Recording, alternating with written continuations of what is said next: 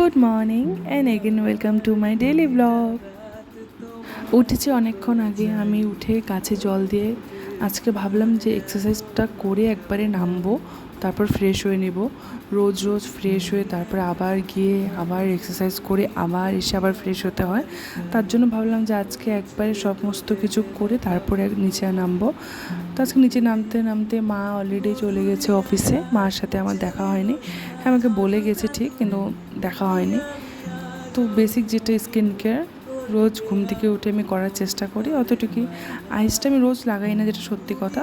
হয়তো সপ্তাহে 3 দিন এমন করে লাগাই।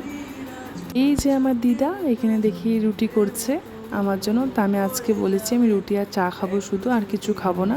হ্যাঁ, সবজি করেছে, আমি খাবো না বলছি। আমার সাথে সাথে দিদাও বলছে ঠিক আছে, তাহলে আমিও আজকে রুটি আর চা খাবো। তো যাই হোক, দিদা দেখো কি সুন্দর করে রুটিগুলো ফুলছে। আমার হাতে সত্যি কথা এতটা রুটি ফুলে না। তো তারপর আমাদের দুধওয়ালা কাকু চলে এসেছে। তো আমার কিছু জিনিস আনার ছিল, কাকুকে টাকা দিলাম, তো নিয়ে আসবে। আর জানোই আমি রোজ সকালে চিয়া সিড খাই, ওটা খেয়ে নিলাম। তারপর দিদা এখানে দেখি কি করবে, এটা লাউ শুকর। কি বানাবা দিদা? লাউ শুকর। লাউ শুকুত কিভাবে করতে লাগে? আর কিছু লাগে না?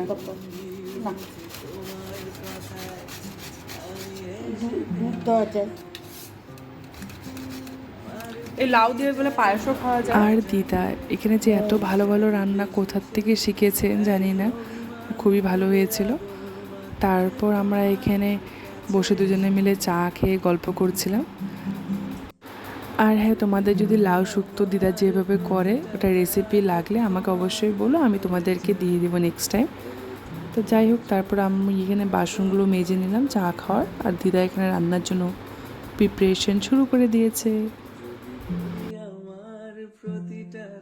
আর আমাকে দিয়েছে এইসব কাজ করতে, যেটাতে আমি মানে খুবই এক্সপার্ট। দেখো আমার এক্সপার্ট গিরিটা সামনেই দেখতে পারবে। এই দেখো, আমাকে দিদা বললো যে চিনি লবণ এসব ঢেলে নে, আমি তাহলে রান্নাটা করি। আর আমি চিনি লবণ এসব ঢালতে গিয়ে আমি তো চিনি হাফ ফেলে দিয়েছি। আমার কাজে এসব। যাই হোক, এসব আবার সমস্ত কিছু পরিষ্কার করে দিদা আমাকে আরেকটা ডিউটি দিয়েছে, গাছে সবজি ছালগুলো দিতে, তাতে নাকি গাছ ভালো হয়। আসার পর থেকে সত্যি কথা দিদা একটা ছালও আমাকে ফেলতে দেয় না। আমি না দিতে পারলে দিদা এতটা সিঁড়ি উপরে এসে গাছে এসব ছাল দিয়ে যাবে। আর হ্যাঁ, সত্যি কথা, এটা দেওয়াতে আমি দেখছি গাছগুলো খুবই ভালো হয়েছে।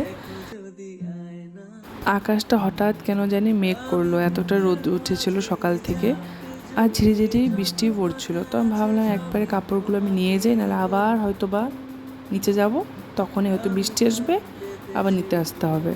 তার থেকে ভালো আমি নিয়ে যাই।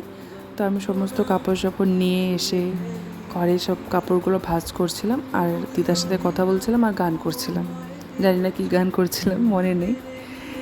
তারপর দিদাকে আমি এখানে দুধ গলিয়ে দিলাম খাওয়ার জন্য। এটা রোজই আমি দিই 12টা 12:30 এই টাইমে, মানে ব্রেকফাস্ট করো তারপরে দিই। তো এখানে দেখো দিদা কি বলবে, শুনো। কি খাও দিদা?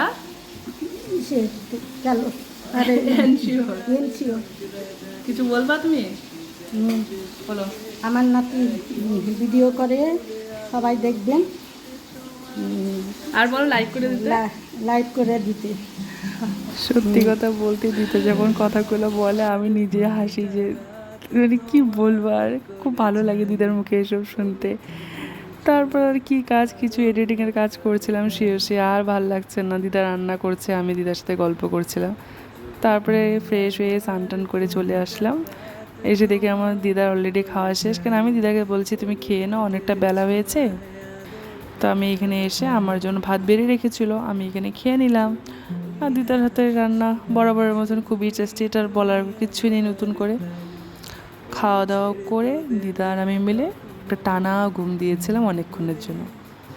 তো ঘুম থেকে উঠে দেখে মা এসে গেছে অফিস থেকে। তো আমি মাকে বললাম তোমার যেতে হবে না, আমি গিয়ে সন্ধ্যাটা দিয়ে আসছি।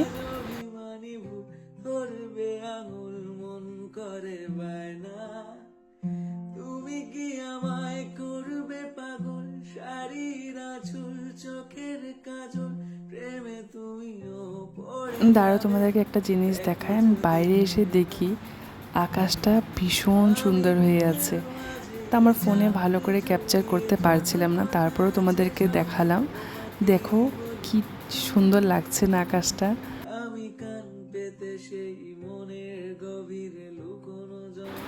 এখানে আমি পরে সন্ধ্যা দিয়ে নিলাম।